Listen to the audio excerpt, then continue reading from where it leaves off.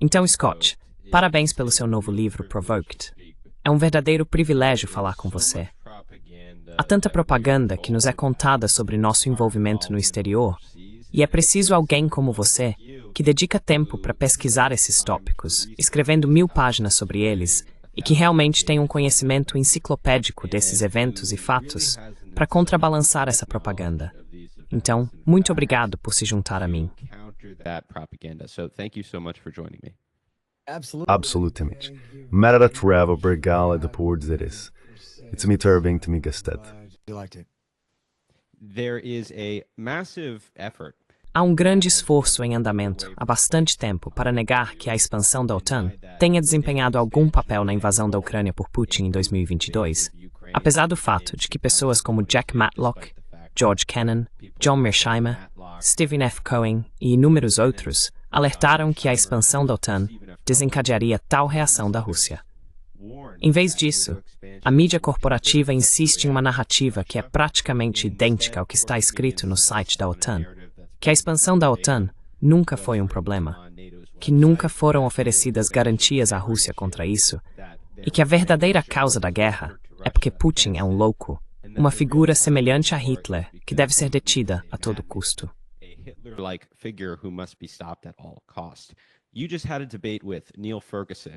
Você acabou de ter um debate com Niall Ferguson, que é um daqueles historiadores neoconservadores que culpam todos os problemas no Oriente Médio no Islã, ignorando nosso papel naquela parte do mundo, as bombas que lançamos e os regimes despóticos que apoiamos.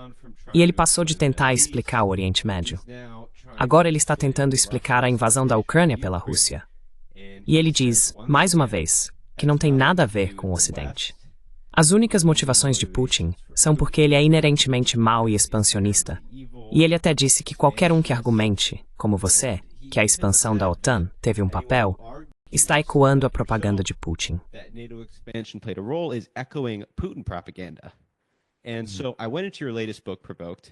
Então, eu comecei a ler seu último livro, Provoked, que acabou de ser lançado.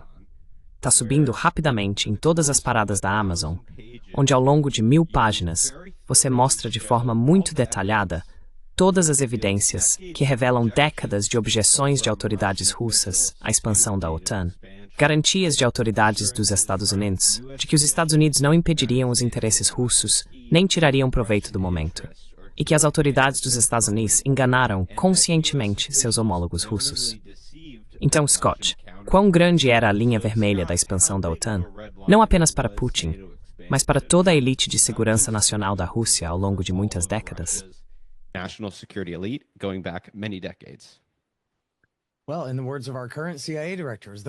Bem, nas palavras do nosso atual diretor da CIA, era a mais clara das linhas vermelhas.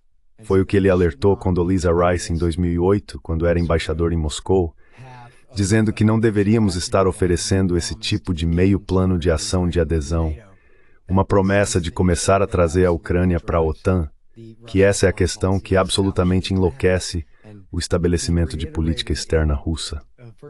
Ele reiterou isso em um memorando chamado Nyet Means Nyet, que qualquer um pode ler no Wikileaks de fevereiro de 2008. Ele seguiu com um e-mail que cita em suas memórias também, onde fala sobre como essa é a questão mais neurálgica para os russos. Isso simplesmente os deixa absolutamente loucos.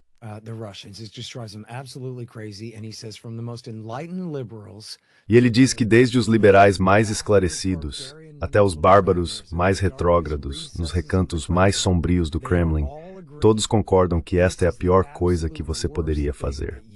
E essa é a mesma história que remonta aos anos 1990, quando são os melhores amigos de Bill Clinton e Al Gore na Rússia que estão dizendo: por favor, não façam isso conosco.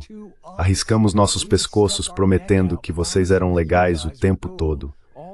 E agora estamos condenados por causa de vocês. O movimento reformista democrático pró-Ocidente na Rússia foi terrivelmente minado por tudo isso, indo às custas da Rússia mesmo antes de W. Bush sequer chegar à cidade. E então, quando W. Bush chegou à cidade, afinal, Putin também era o novo presidente.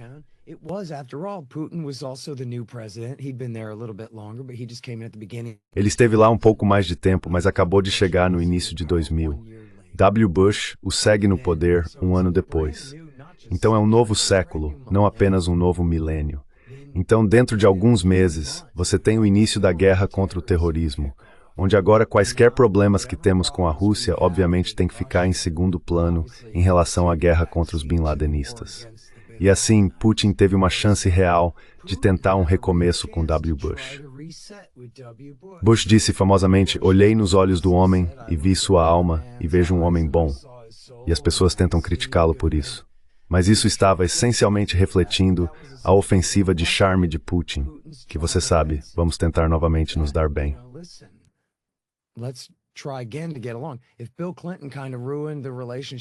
Se Bill Clinton meio que arruinou o relacionamento com Yeltsin, ambos já se foram. Então vamos tentar ser amigos, George. Em outras palavras, não importa o quanto Clinton tenha estragado os anos 90, ainda tínhamos uma chance de um novo começo com W. Bush. E realmente, por pior que W. Bush tenha estragado tudo, tivemos um novo começo com Obama. Pelo menos uma tentativa. Porque Obama, em primeiro lugar, chegou como uma rejeição de tudo que W. Bush representava. Então, se eles quiserem começar do zero, podem. Obama e Hillary Clinton chamaram isso de reset. Vamos esquecer o que George W. Bush estragou e tentar novamente nos dar bem.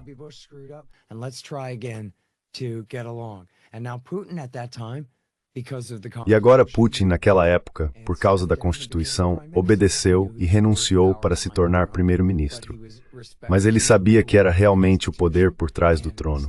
Ele estava respeitando a regra da Constituição e renunciou ao final de seu mandato para ir ao parlamento e deixar seu sucessor escolhido a dedo, Dmitry Medvedev, assumir seu lugar. Mas ainda assim, esta é novamente outra oportunidade para dois novos líderes da nação, após quase uma década de problemas, tentarem reiniciar novamente. Essencialmente Harrison, do jeito que está, eu só imagino que Joe Biden venceu a eleição de 88 e ele tem sido presidente desde então. É só isso.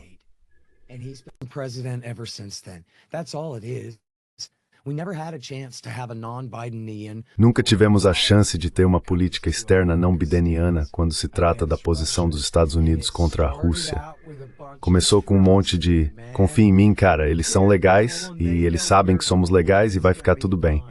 Depois mudou para, bem, sim, estamos pisando um pouco nos calos deles, mas não se preocupe, vamos conseguir lidar com isso. Vai ficar tudo bem. Então, escalou para, bem, vamos derrubar qualquer governo ao qual eles estejam próximos e que não gostamos, e vamos fazer as coisas do nosso jeito e eles não vão poder fazer nada a respeito.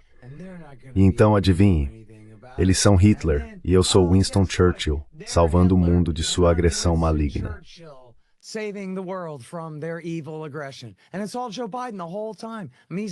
E é tudo Joe Biden o tempo todo.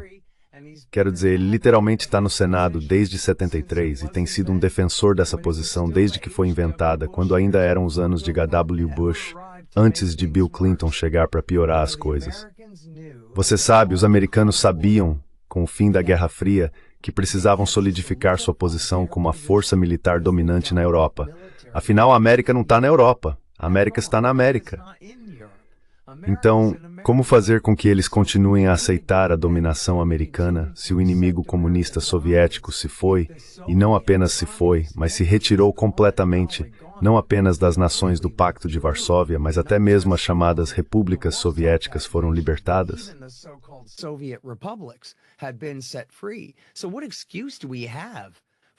Então, qual é a desculpa que temos para a OTAN sequer existir, para a dominação americana existir? E a desculpa se tornou bem, porque estamos espalhando estabilidade. Não queremos que França, Grã-Bretanha, Alemanha e Polônia, nesse caso, disputem quem vai ser dominante na Europa. Nós seremos dominantes e seremos amigos de todos igualmente nessa lista. E assim eles não precisarão ter a típica disputa europeia por dominância sobre o continente. E porque, essencialmente, os Estados Unidos respeitam essas nações o suficiente para termos nossas forças militares lá e dominarmos sua política externa, mas não colonizamos e exploramos a Europa Ocidental de forma implacável.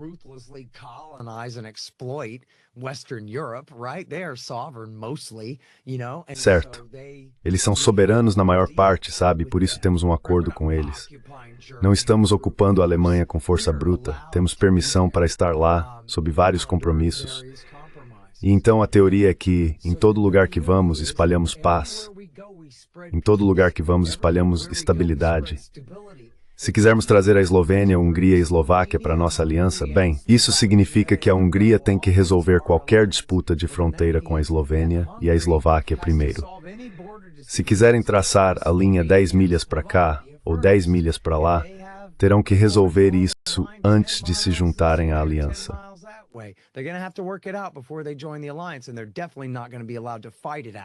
E eles definitivamente não vão ter permissão para resolver isso uma vez que o façam. E então há muita autojustificação aqui que você vê o que estamos fazendo. Estamos apenas espalhando estabilidade. Veja, mas o que eles estão realmente fazendo é excluir a Rússia o tempo todo. E estão deixando países, como a princípio os bálticos, embora rapidamente tenham incorporado os bálticos na segunda rodada, mas especialmente deixando países como a Ucrânia em uma posição terrível, presos entre o leste e o oeste aqui. Eles escolhem a Rússia ou escolhem os Estados Unidos. Não vamos deixá-los simplesmente serem neutros e permanecerem como uma espécie de ponte entre os dois, como foi recomendado por muitos líderes sábios e até mesmo por líderes não tão sábios que disseram, puxa, sabe, deveríamos realmente encontrar uma maneira de garantir a neutralidade permanente.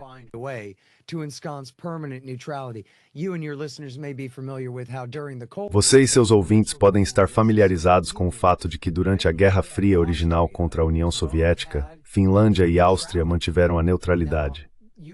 Agora, a Iugoslávia era comunista, mas fora do Pacto de Varsóvia. Áustria e Finlândia não eram comunistas, nem tentaram se juntar à Aliança Ocidental contra a União Soviética. Elas simplesmente permaneceram no meio, e ao manter a neutralidade, ficaram fora de um conflito. Se tivesse escolhido qualquer um dos lados, isso poderia ter piorado as coisas. E foi daí que surgiram esses compromissos. Há muitas pessoas, incluindo alguns dos mais expansionistas defensores da expansão da OTAN, como Henry Kissinger e Zbigniew Brzezinski, que realmente lideraram isso.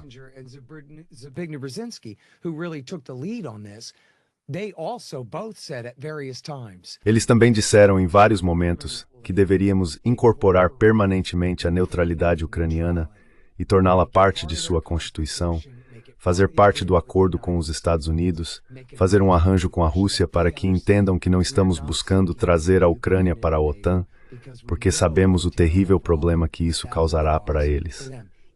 Mesmo os falcões disseram, não me escutem quando digo coisas agressivas. Precisamos realmente ser mais cautelosos, especialmente em relação à Geórgia, mas ainda mais, especialmente em dobro quando se trata da questão da Ucrânia, porque ela não apenas compartilha uma fronteira com a Rússia, ela também compartilha, é enorme.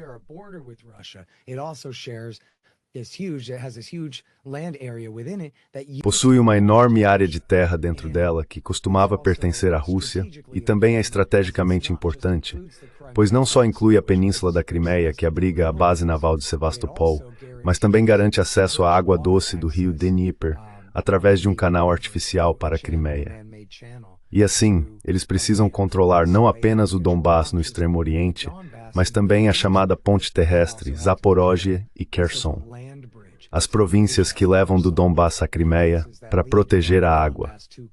Agora, talvez Kiev não devesse ter cortado a água em 2014, mas cortou.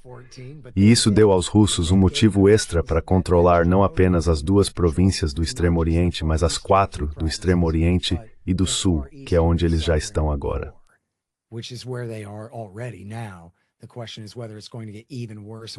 A questão é se vai piorar ainda mais, e se eles vão tomar Kharkiv e Odessa, você sabe, praticamente todo o que costumava ser território russo ali. Então isso é basicamente o resumo da questão. Os americanos, como você mencionou, em violação de suas promessas de não fazê-lo, seguiram em frente e testaram sua sorte. Não apenas expandindo-se para a Europa Oriental, mas além disso, para o que costumava ser a leste da Europa Oriental, certo? Eles chamariam a Ucrânia de Europa Oriental agora, você sabe, para o bem de seu próprio argumento. Mas se você olhar para a forma como H.W. Bush falou sobre isso, Eles disseram que nem queriam necessariamente separar a Ucrânia da União Soviética. Tudo o que queríamos era que a União Soviética se retirasse da Europa Oriental. Então eles nem consideravam a libertação da Ucrânia da União Soviética importante.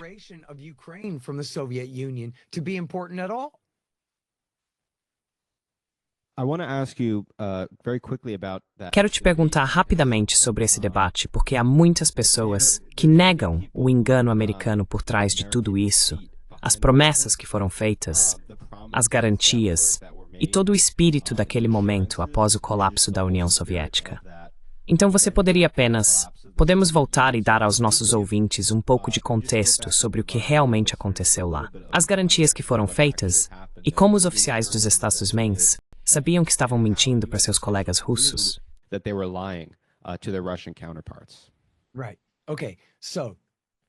Certo. Ok, então vou começar com o lado da história do Partido da Guerra. O lado da história do Partido da Guerra é que James Baker, e isso é o que Ferguson disse no debate comigo outro dia que você mencionou, a história do Partido da Guerra é que, em um dia, 9 de fevereiro de 1990, James Baker se encontrou com Gorbachev e disse: "Ei, e se prometermos que, se você permitir a reunificação, manteremos a Alemanha na OTAN, mas prometemos não expandir a jurisdição da OTAN nem uma polegada." E a famosa frase, nem uma polegada para o leste.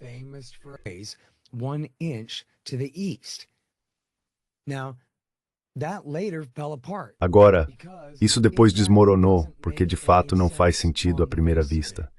Você e eu podemos concordar. Como você permite a reunificação da Alemanha, onde toda a Alemanha Oriental está agora sob a jurisdição do governo da Alemanha Ocidental, que é membro da OTAN e que vai continuar sendo membro da OTAN? Mas agora você está dizendo que a metade oriental do país não está na OTAN. Essa frase é realmente ilógica, certo? Tipo, sobre o que estamos falando agora? Então eles meio que tiveram que revisar isso e dizer, bem, ok, o que realmente queremos dizer é que não moveremos nenhum equipamento militar para o antigo leste, a antiga RDA. Chamaremos isso de Zona Militar Especial e garantiremos que todo o nosso equipamento militar fique apenas no oeste.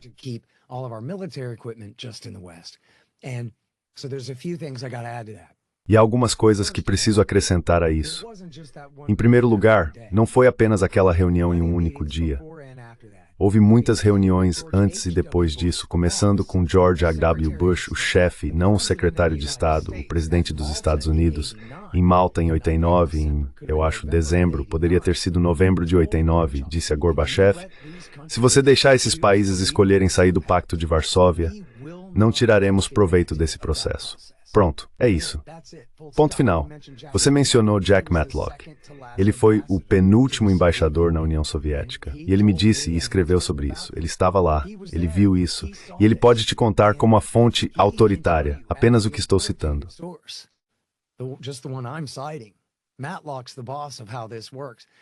Matlock é o chefe de como isso funciona. Ele diz que, é claro, era para ser abrangente. Não era apenas uma expressão que significava que não íamos fugir com essas nações que você está deixando ir. Isso foi o que ele quis dizer com isso desde o início. E isso foi antes, você sabe, ainda em 1989. Depois houve inúmeras reuniões, incluindo no mesmo dia em que Baker se encontrou com Gorbachev. Robert Gates, que na época era o vice-diretor da CIA, seu público está mais familiarizado com ele sendo o secretário de defesa de George W. Bush e depois de Barack Obama, o mesmo cara.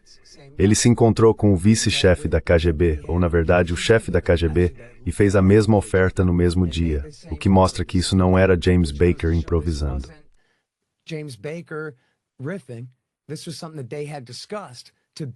Isso foi algo que eles haviam discutido como sendo a oferta. Agora, aqui está outra coisa que é muito crucial para entender sobre isso. Não era apenas uma promessa, como o nosso lado do argumento gosta de falar. Foi a base para os russos tomarem as decisões que tomaram para permitir a reunificação e ordenar a retirada de suas forças da Alemanha Oriental. Isso é o que permitiu que a reunificação acontecesse. Gorbachev tomou essas decisões com base nessas promessas. E devo acrescentar não apenas Bush, Baker e Gates, mas também inúmeras vezes o ministro das Relações Exteriores da Alemanha, Hans-Dietrich Genscher. E ele muitas vezes ia muito além e dizia pelo nome.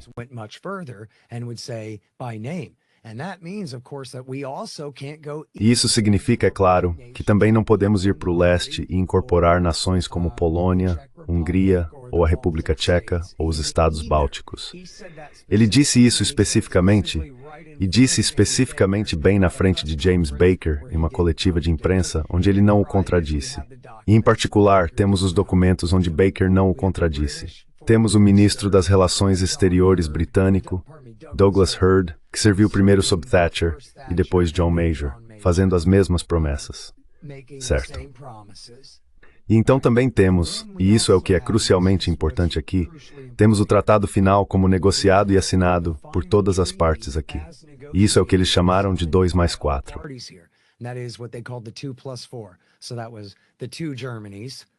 Então eram as duas Alemanhas, a União Soviética, os Estados Unidos, a França e a Grã-Bretanha. Eles são os que assinaram o acordo. E o que o tratado diz é que promete aquela zona militar especial, aquela zona exclusiva, onde não colocaremos forças militares, especialmente prometemos armas nucleares na Alemanha Oriental. Agora isso soa como, e se você perguntar ao James Baker agora, ou se perguntar ao Peter Baker, sem relação do New York Times que relata sobre isso, eles dirão, bem, sua grande promessa de 1 polegada não está no tratado, Horton. Então você tem que se calar. Mas esse não é o acordo. A questão é que há duas coisas sobre isso. Em primeiro lugar, não precisa necessariamente estar escrito lá para valer e contar. Posso elaborar sobre isso em 1 minuto.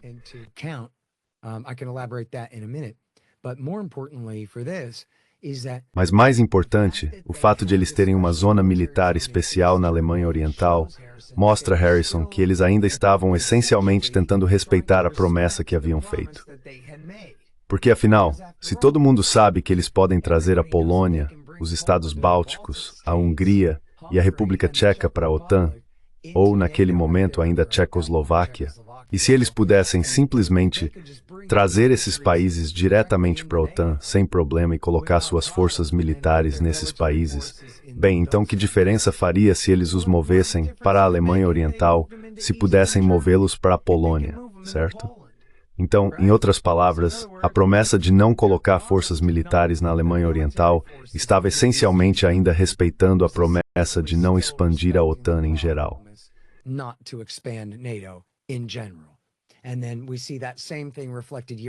Então vemos a mesma coisa refletida anos depois no ato fundador de 1997, onde prometeram, ao criar o Conselho OTAN-Rússia, que sim, estamos começando a expansão da OTAN no próximo ano com Polônia, Hungria e República Tcheca.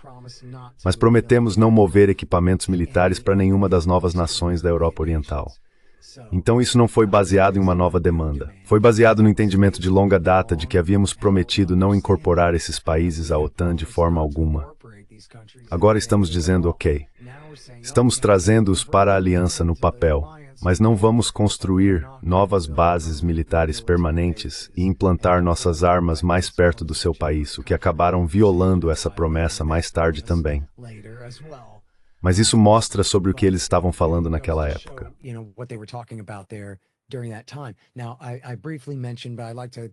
Agora, mencionei brevemente, mas gostaria de voltar ao ponto sobre se tudo precisa ser ratificado pelo Senado antes de significar algo ou não. E a resposta é que realmente não precisa. Existem muitos exemplos importantes na história, cito alguns no livro, estou citando verdadeiros especialistas no livro que fizeram muito trabalho sobre isso, mas acho que todos sabem disso agora. Nossos pais não sabiam o tempo todo. Sabemos agora que o acordo que encerrou a crise dos mísseis de Cuba foi um acordo secreto, onde Kennedy, através de seu irmão, o procurador-geral, não através do Departamento de Estado, em um acordo secreto inegável, prometeu remover mísseis nucleares Júpiter de médio alcance da Turquia. E então veja isso, Harrison.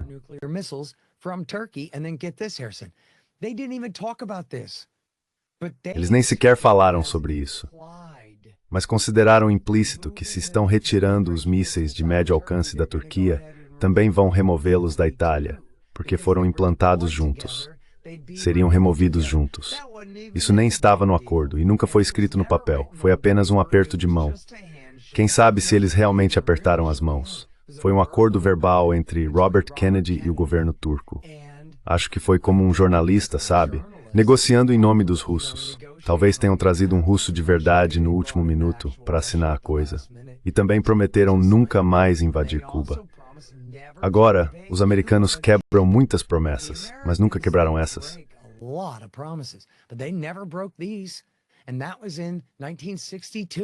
E isso foi em 1962, e eles não invadiram Cuba novamente desde então. Eles tentaram matar o presidente algumas vezes, mas não invadiram mais. Eles retiraram aqueles mísseis e mantiveram a palavra. Eles não redesdobraram mísseis de médio alcance. Temos bombas nucleares entregues por via aérea, mas não temos mísseis nucleares na Turquia ou na Itália até hoje. Outro exemplo muito rápido é o acordo que eles assinaram sobre como negociar a neutralidade da Áustria, como mencionei, presa entre o leste e o oeste na Guerra Fria. Eles simplesmente pegaram esse acordo e o aplicaram a Berlim, que era uma cidade livre na Alemanha Oriental comunista.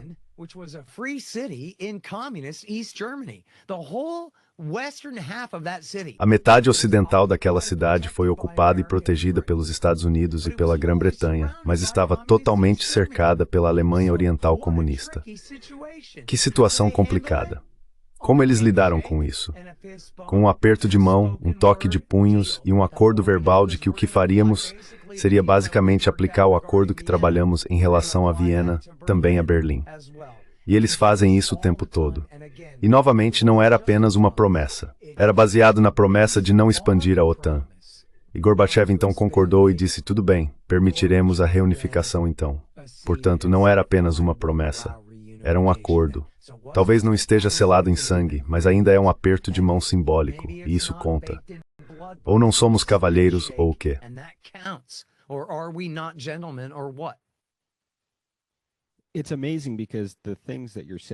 É incrível porque as coisas que você está dizendo, muitas delas são conhecidas há pelo menos alguns anos.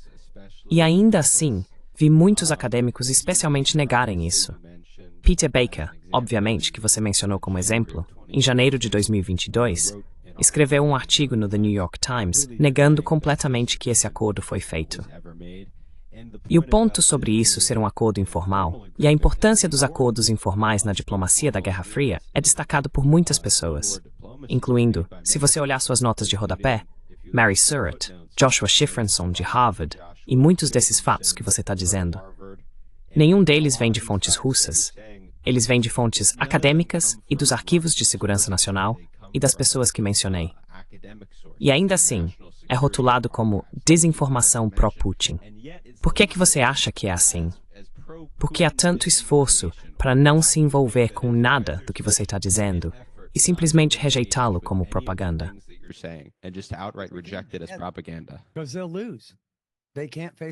Porque eles vão perder. Eles não conseguem enfrentar essas questões de forma alguma. Então querem fingir que não existem ou apenas impugnar as motivações de quem está dizendo isso. Quero adicionar um nome àqueles que você mencionou, um cara que realmente merece muito crédito. O nome dele é Mark Trachtenberg, e ele é da UCLA, e ele tem essa coisa. Eu gostaria de ter plagiado tudo, mas não tinha espaço, e acho que você se mete em problemas por coisas assim. Mas eu realmente faço uma nota especial na nota de rodapé de que esse cara desmente todas as alegações. Então ele não apenas afirma que uma promessa é uma promessa e um acordo é um acordo. Toda vez que alguém afirma que isso não é verdade, ele analisa e desmonta seus argumentos. E ele fornece o contra-argumento para todos os melhores contra-argumentos aqui.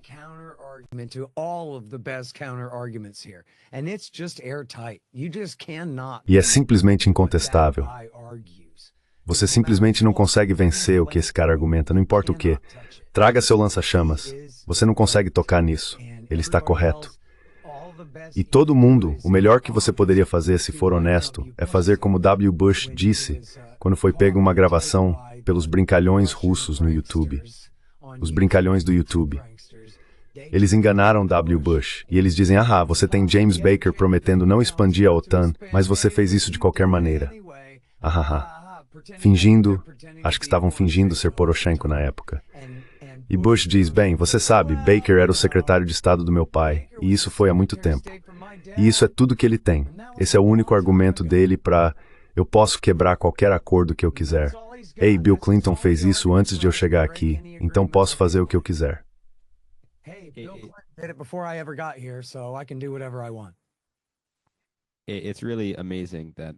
É realmente incrível que essa propaganda continue.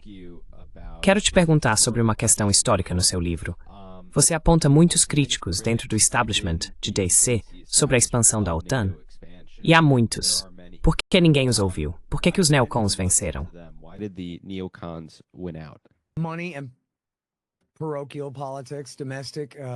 Política paroquial, preocupações domésticas e locais.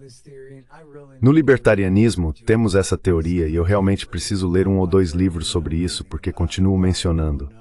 Eu mal sei algo sobre isso, mas sei o suficiente. Chama-se teoria da escolha pública. E basicamente o que ela diz é que o que você pensaria como interesse nacional, se você e sua esposa estão sentados à mesa da cozinha dizendo, bem, parece que o que seria bom para a América seria isso ou aquilo, não é assim que as decisões são tomadas. As decisões são tomadas por pessoas com poder, e elas tomam decisões com base no que acham que é melhor para elas, em vez do que é melhor para a nação como um todo.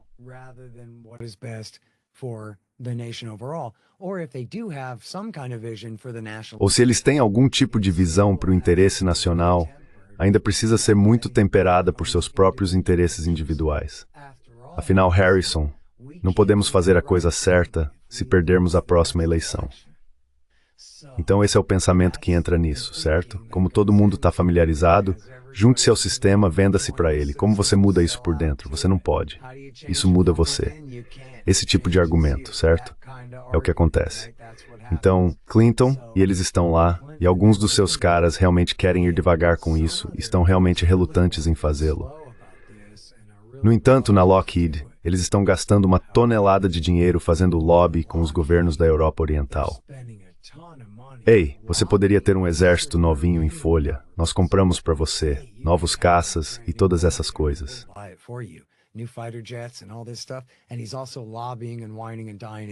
E ele também está jantando e bebendo. Bruce Jackson, vice-presidente executivo da Lockheed, está jantando, bebendo e fazendo lobby com todos esses políticos de ambos os partidos em Washington, D.C., transformando isso em uma questão de consenso. Agora, Bill Clinton, o presidente e seus homens estão um pouco atrás do consenso. Newt Gingrich, que, para as pessoas que têm idade suficiente, pode lembrar que após 2 anos de Clinton, ele levou uma surra nas eleições de meio de mandato de 1994. Foi quando os republicanos voltaram ao poder em ambas as casas do Congresso, pela primeira vez, acho que desde FDR ou desde, sabe, muito tempo atrás. De qualquer forma, os democratas governaram por cerca de 40 anos, e eles voltaram e tinham um contrato com a América.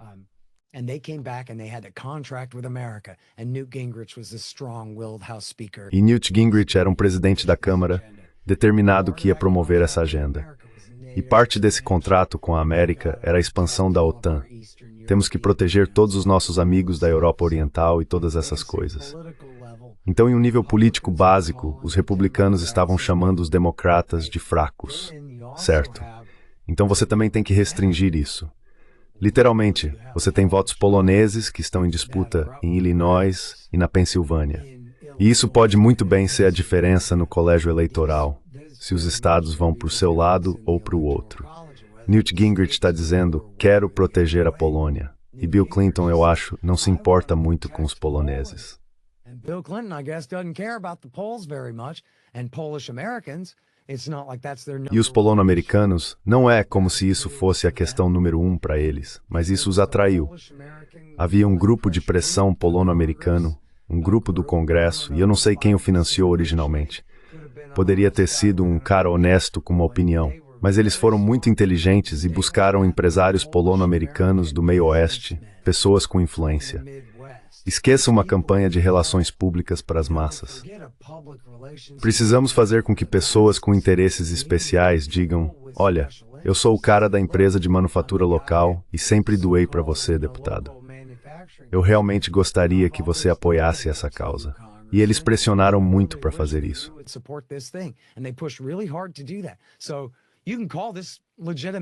Então você pode chamar isso de ativismo democrático legítimo, se quiser.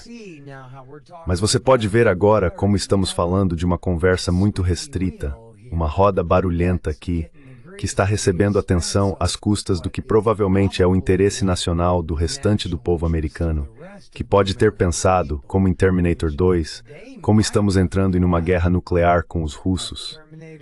Eu pensei que éramos amigos deles agora, certo? O povo americano pode ter pensado que se você tem a chance de ser amigo dos russos novamente, essa será sua maior prioridade.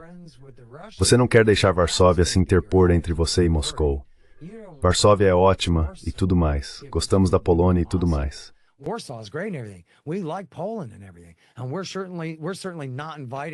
E certamente não estamos convidando a Rússia a invadi-los, mas convidar a Polônia para nossa aliança militar é realmente uma afronta aos russos e vai sabotar nosso relacionamento crescente com eles.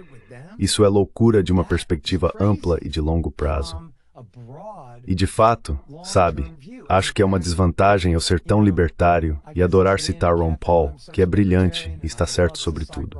Mas posso citar muitos dos veteranos da política externa do establishment na época que também sabiam melhor. As mesmas pessoas que fizeram isso são as mesmas que explicaram por que não deveriam e realmente sabiam que estavam meio que brincando com fogo ao empurrar a aliança militar dos Estados Unidos bem para o espaço da Rússia, de uma forma onde, por exemplo, Strobe Talbot, que tinha sido muito relutante.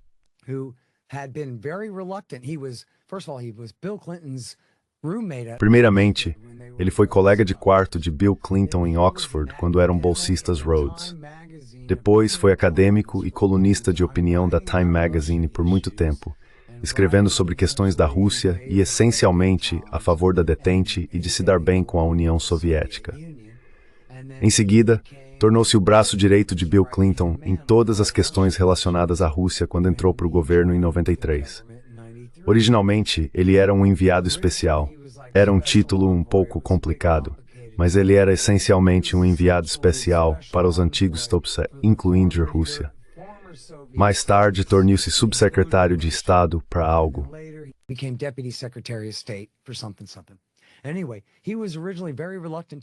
De qualquer forma, ele estava inicialmente muito relutante em fazer isso por todas as mesmas razões que estamos discutindo. Cara, você está apenas arrumando briga com o cara que acabou de fazer a coisa certa por você. Esses caras, eles podem ser durões, mas acabaram de derrubar os comunistas por nós. Eles acabaram de liberar toda a Europa Oriental. E por que brigar com eles? Mas então ele mudou de ideia e entrou a bordo. Parte disso foi porque aqueles líderes da Europa Oriental disseram que realmente queriam se juntar. Eles começaram a sentir, como Wesley Clark disse numa conversa comigo hoje, que estavam quase implorando. Então foi como, caramba, acho que meio que temos que fazer isso, o que realmente não é correto.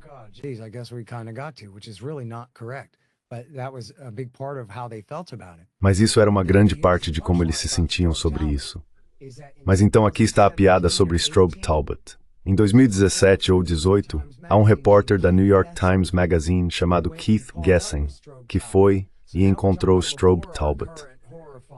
Então agora estamos falando de antes da nossa atual guerra horrível, quando era apenas a luta maligna, horrível, chamada de baixo nível, acontecendo entre a chamada Revolução de Maidan e o início da guerra em 14 e o agravamento da guerra em 22, certo? Durante esse período de luta de baixo nível.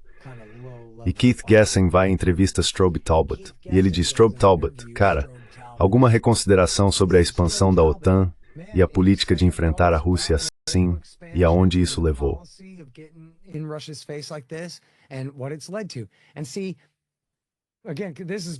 E veja novamente, isso é antes de 22, antes do slogan ataque não provocado, ataque não provocado. Você não tem permissão para falar sobre essas coisas. A premissa não dita, mas obviamente Harrison, a premissa acordada desta conversa entre Keith Gessen e Strobe Talbot é que vocês meio que estragaram tudo, não é, Strobe? E Strobe está dizendo, sim, nós estragamos. Claro, o que fizemos ajudou a levar a isso. Isso está embutido na discussão. Não é controverso. Então ele se defende e ele diz, bem, mas ouça. E eu sei que é por isso que ouço as pessoas dizerem isso. Então acho que ensinam isso em Georgetown. Que quando você está em política externa, o que você faz é buscar maximizar o interesse nacional dos Estados Unidos.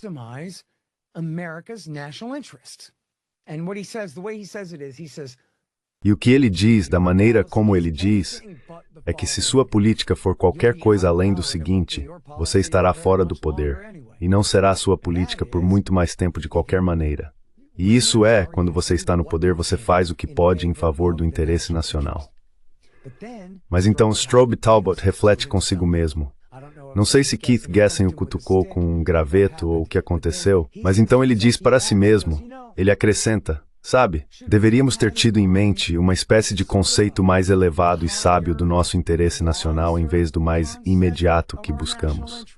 Em outras palavras, isso é o que, não sei se todos os economistas usam isso, mas sei que os economistas da escola austríaca falam sobre preferência temporal.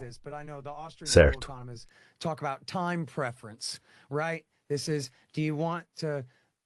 Isso é, você quer gastar o que tem agora em gratificação imediata, ou quer economizar e conseguir algo melhor, mais importante depois?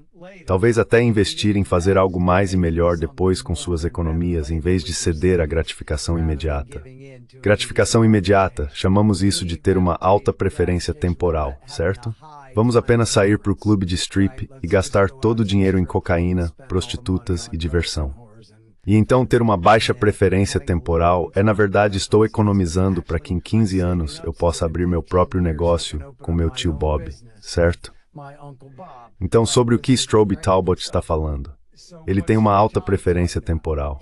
Precisamos reunir alguns dólares da Lockheed e alguns votos poloneses agora.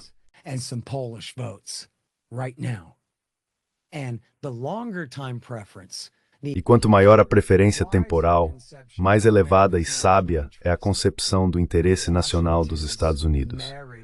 O casamento de Washington com Moscou é o relacionamento mais importante do mundo inteiro, agora e para sempre. Não há nada mais importante do que nós e eles nos darmos bem. E isso não significa que deixamos eles fazerem o que quiserem no mundo, mas significa que absolutamente evitamos entrar em brigas desnecessárias com um grupo de caras que estão sentados em 7.000 bombas de hidrogênio.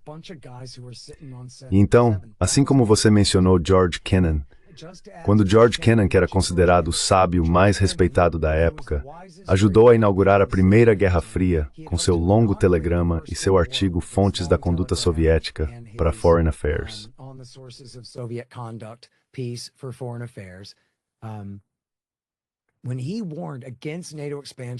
Quando ele alertou contra a expansão da OTAN nos anos 1990, ele disse, vou te contar o que vai acontecer.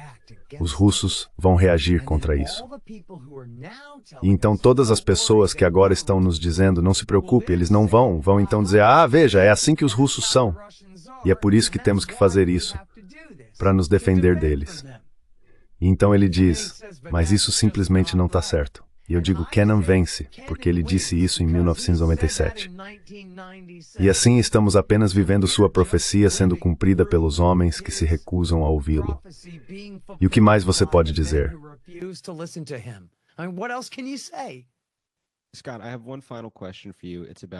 Scott, tenho uma última pergunta para você. É sobre a Síria. Essa semana, vi Bill Kristol e Annie Applebaum apoiando os rebeldes e combatentes anti-Assad na Síria. É uma guerra sobre a qual os americanos, eu incluído, sabem muito pouco, e isso é deliberado. Muito do que fazemos no exterior é ocultado, distorcido e esquecido. E são necessários pesquisadores como você para fazer o grande e importante trabalho de trazer essas informações à luz pública. Houve muitas mentiras sobre nosso envolvimento na Síria, começando com nossas motivações para interferir, em primeiro lugar. Desde pelo menos 2011, temos sido instruídos por autoridades ocidentais de que precisamos remover Bashar al-Assad por causa de suas violações dos direitos humanos.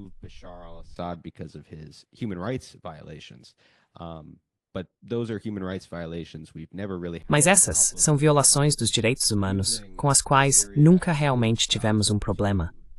Estávamos usando a Síria como uma parada para torturar pessoas em nosso programa de rendição extraordinária, e não tínhamos realmente um problema com os direitos humanos na Síria naquela época. Então, o que explica nosso envolvimento nesse conflito e que tipo de rebeldes estamos apoiando? Porque, na semana passada, eu conversei com o professor Kashanovsky, da Universidade de Ottawa, sobre os rebeldes que estamos apoiando na Ucrânia, as supostas facções moderadas no batalhão Azov, que nos dizem que não são mais neonazistas, e é por isso que estamos enviando caminhões cheios de armas para eles. E nos dizem que há rebeldes moderados que estamos apoiando na Síria também. Então você pode me contar um pouco sobre isso?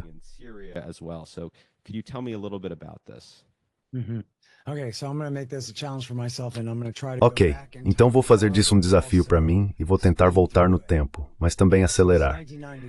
Então é 1996 e Bill Clinton é o presidente, e os republicanos e os neoconservadores estão fora do poder. E uso neoconservadores em sua designação biográfica muito restrita. Estamos falando de cerca de 100 homens, não falcões nos dias de hoje. Estamos falando dos neoconservadores. E 3 de seus líderes mais proeminentes são David Wurmser, Richard Perle e Douglas Feith. E eles escrevem um artigo para Benjamin Netanyahu, que na época era o primeiro-ministro eleito de Israel. Chama-se A Clean Break, A New Strategy for Securing the Realm. E eles não estão necessariamente dizendo que queremos que W. Bush inicie uma guerra.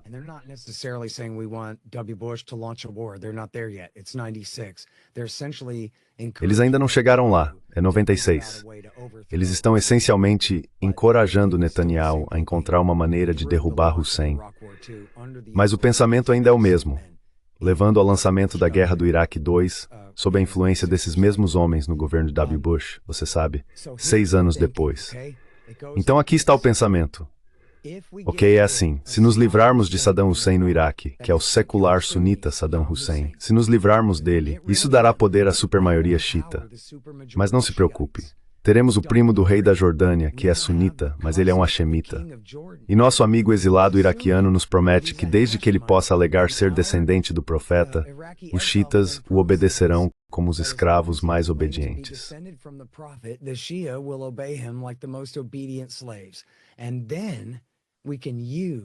E então, podemos usar nosso domínio jordaniano sobre o Iraque para forçar os xiitas iraquianos a pressionarem o Hezbollah no sul do Líbano a parar de ser amigo da Síria e do Irã. Dessa forma, podemos tomar o controle do restante da Cisjordânia e da faixa de Gaza dos palestinos. E não teremos que nos preocupar com o Hezbollah representando uma ameaça na nossa fronteira norte. Entendeu? O que está acontecendo na Palestina agora? Eles estão matando e roubando dos palestinos, mas tem que se preocupar com o Hezbollah na fronteira norte, certo? Então já estamos avançando para o final. Sabemos que a ruptura limpa não funcionou, mas esse era o plano. Por mais complicado e insano que pareça, esse era o plano. Agora, esses são os homens que disseram a W. Bush, você quer ir para Bagdá?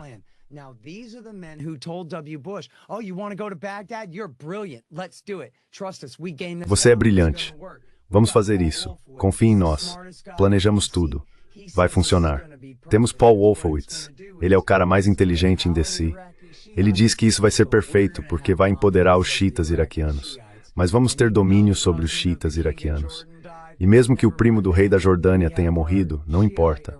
Temos nosso fantoche xiita iraquiano, Ahmed Shalabi, e ele vai ser o novo líder para nós.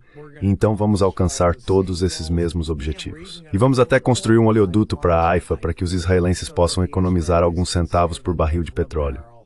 Certo? Então é por isso que eles lançaram a guerra. E o que acontece? Explodiu completamente na cara deles. E em vez de América, Turquia e Jordânia terem domínio sobre os xiitas iraquianos, o Irã tem domínio sobre os xiitas iraquianos. Claro que sim. O Conselho Supremo Islâmico e o Partido Dawa viveram no Irã por 20 anos desde que Jimmy Carter contratou Saddam Hussein para invadi-los em 79, 1980. E assim, eles eram os traidores. Eles eram os traidores iraquianos que escolheram o lado do Irã na guerra Irã-Iraque, quando a América apoiou o Iraque nos anos 80. Agora aqui estão eles voltando pela fronteira com George W. Bush, e ele os leva até Bagdá, derruba não apenas Saddam, mas o partido Baath, sunita secular, e trava uma guerra civil horrível, vocês todos se lembram, de 8 anos em nome dos xiitas supermajoritários contra os sunitas.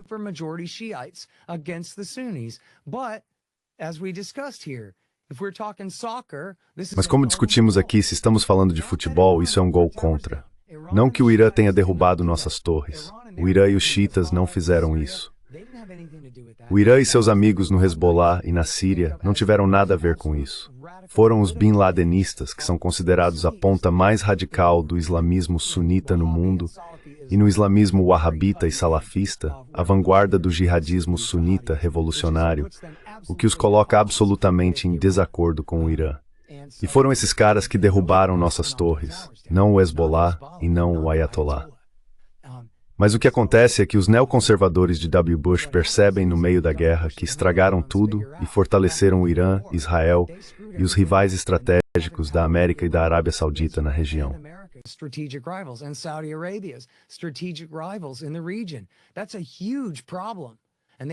Esse é um grande problema.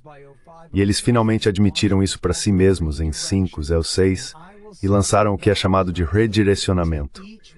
E eu vou enviar $10, não realmente, para cada um dos membros da sua audiência que prometer ler aquele artigo de Seymour Hersh na revista The New Yorker. É de 2007. Chama-se o redirecionamento. E essa é a base. Acabamos de lutar uma guerra pelo Irã. Ups, agora estamos inclinando de volta para os sunitas. E Condoleezza Rice está girando isso assim. Ela diz, bem, não é tanto sobre sunitas e xiitas, é sobre extremistas e moderados. Sim, claro, porque você está mudando de lado de volta para os sunitas. É por isso. Mas aqui está o problema. O rei da Arábia Saudita não tem legiões. A Turquia não está colocando seu exército à disposição dos Estados Unidos.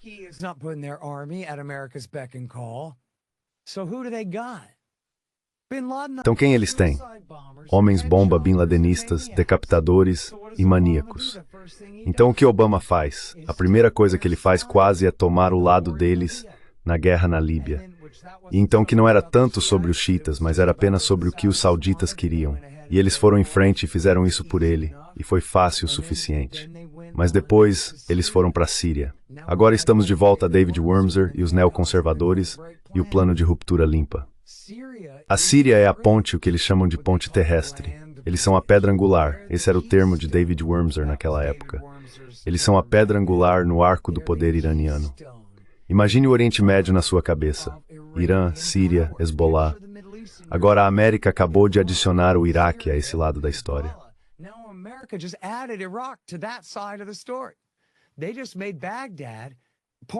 Eles acabaram de tornar Bagdá parte da aliança xiita de Teherã, Damasco e sul do Líbano. Então isso é um grande erro, certo? Isso é George Bush atirando em si mesmo, em Israel e na Arábia Saudita, nos dois pés. Então, como eles compensam isso? Obama compensa apoiando a Al-Qaeda na Síria.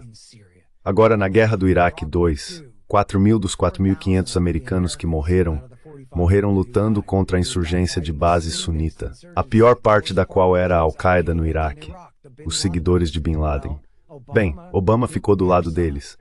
E quando falamos sobre Jabhat al-Nusra, ou o que agora é das manchetes de hoje, HTS, Hayat Tahrir al-Sham, isso literalmente, Harrison, é a Al-Qaeda no Iraque, na Síria. É isso que eles são os vilões da Guerra do Iraque II.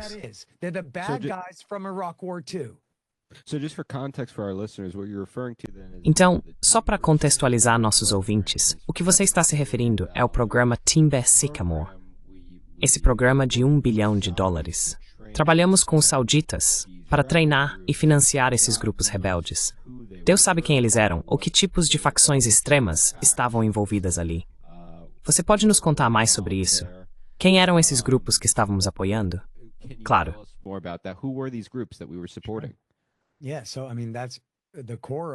Sim. Então quero dizer, o núcleo deles era literalmente a Al-Qaeda no Iraque. Durante a Segunda Guerra do Iraque, havia egípcios, sauditas e sírios, especialmente sauditas, viajando para lá para comandar as brigadas de homens-bomba, a pior parte da insurgência sunita. Então foram esses caras que invadiram a Síria.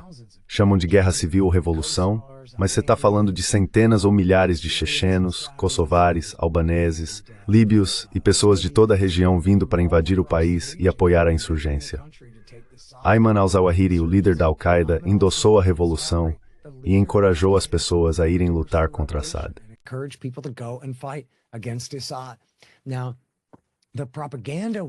Agora, a propaganda era que não. Veja, estamos lutando, estamos apoiando os moderados. E sim, pode haver alguns extremistas por aí, mas veja, se você nos deixasse apoiar mais os moderados, isso marginalizaria os extremistas. E os moderados de alguma forma substituiriam Assad e a Aliança Xiita de um lado, e também os caras da Al-Qaeda lutando contra ele do outro. E isso sempre foi um sonho impossível. E Obama disse a verdade quando admitiu a Thomas A. Friedman, do New York Times, em sua entrevista de saída, que isso sempre foi uma farsa, que jamais seríamos capazes de formar um exército de forças moderadas voluntárias. Como eles colocaram na época, ele estava repetindo: médicos, advogados, professores e farmacêuticos.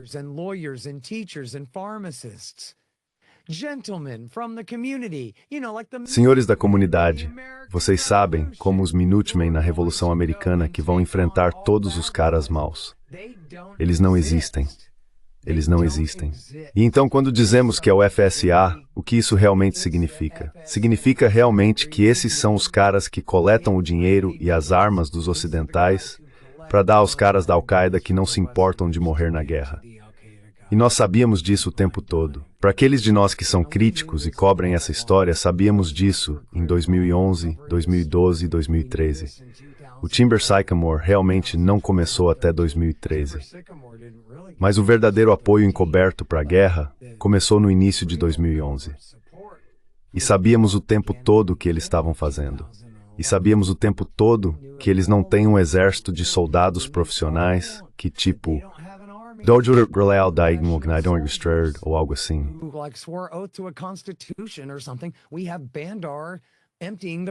Temos Bandar esvaziando as prisões de jihadistas na Síria e na Arábia Saudita e enviando-os para serem brigadas de homens-bomba. E agora volte em sua própria mente. Você já sabe o que aconteceu. Ainda não chegamos a essa parte da história, mas você já sabe o que aconteceu. Isso é o que levou à ascensão do califado.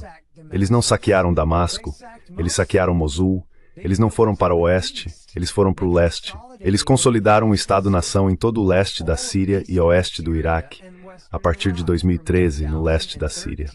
E então, um ano depois, em junho de 2014, eles avançaram e conquistaram todo o oeste do Iraque, predominantemente sunita, que havia sido deixado completamente aberto para ser tomado pelos xiitas que os americanos colocaram no poder na última guerra.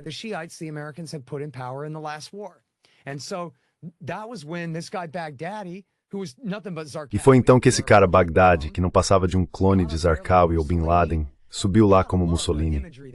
Você tem que amar a imagem. A mistura entre Osama Bin Laden e Benito Mussolini, lá na varanda da mesquita em Mosul, declarando-se o divinamente ordenado Califa Ibrahim, governante do califado Bin Ladenita. Cara, essa é a propaganda mais absurda dos anos de W. Bush. Barack Obama faz isso acontecer até o ano de 2014. É inacreditável o que eles fizeram lá. Então eles lançaram a Guerra do Iraque 3, porque apoiamos os sunitas para contrariar os xiitas que gostaríamos de não ter apoiado na Guerra do Iraque 2.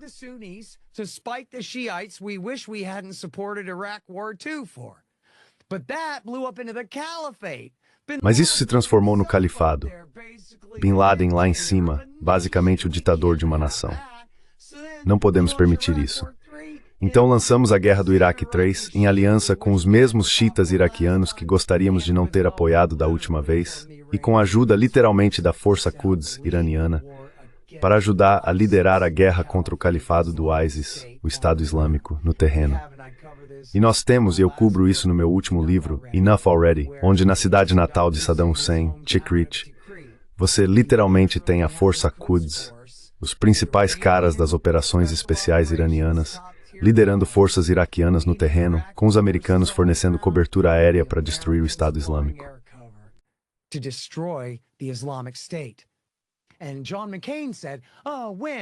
E John McCain disse, estamos voando como a Força Aérea do Irã agora. Sim, contra o califado semelhante ao de Bin Laden. E ao mesmo tempo, como Michael Horton, sem relação comigo, o grande especialista, apontou, estamos voando como a força aérea da Al-Qaeda no Iêmen, porque o Iêmen havia sido tomado. A toda uma outra entrevista, o Iêmen havia sido tomado por um grupo de xiitas que eram amigáveis com o Irã.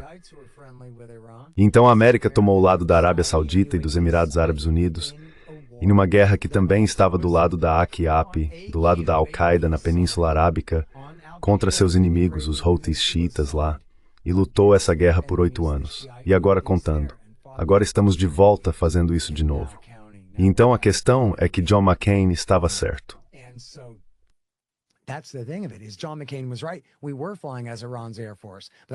Estávamos voando como a Força Aérea do Irã, mas isso certamente era melhor do que voar como a Força Aérea da Al-Qaeda. E tudo isso foi por causa, da sua guerra do Iraque 2 e 2, da sua guerra pelos terroristas na Síria, que ele não fez nada além de criticar Obama por não fazer o suficiente por esses malucos o tempo todo. E eu falo sobre isso no último livro. E a propósito, se as pessoas olharem meu feed do Twitter, apenas no último dia ou 2, retuitei algumas vezes. Se você apenas olhar o Scott Horton Show, eu repostei meticulosamente, como um fio no Twitter, meus capítulos inteiros sobre a Síria e a Guerra do Iraque 3, do último livro lá. Então você pode ler tudo sobre isso. E eu falo sobre como você pode se lembrar de uma famosa foto de John McCain na varanda com um monte de terroristas.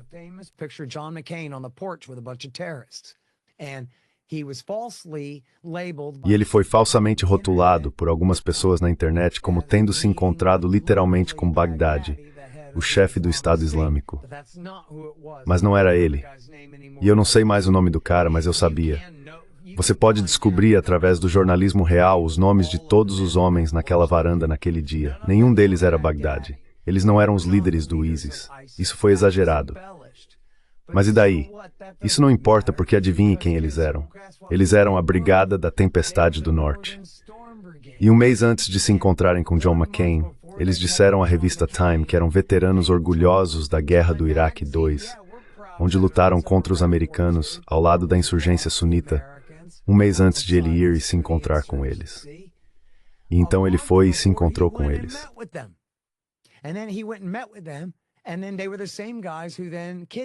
E então eles eram os mesmos caras que sequestraram o jornalista israelense-americano Steven Sotloff e o venderam para o ISIS, que cortou sua cabeça.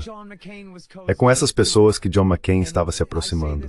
E digo isso com cautela, você sabe, aceitando o viés de confirmação e tudo mais.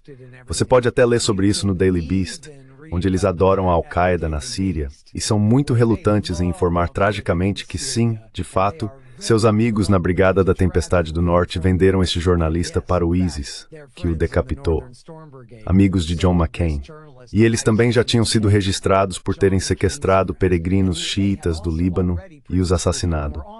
É com essas pessoas que John McCain estava se encontrando na varanda naquele dia.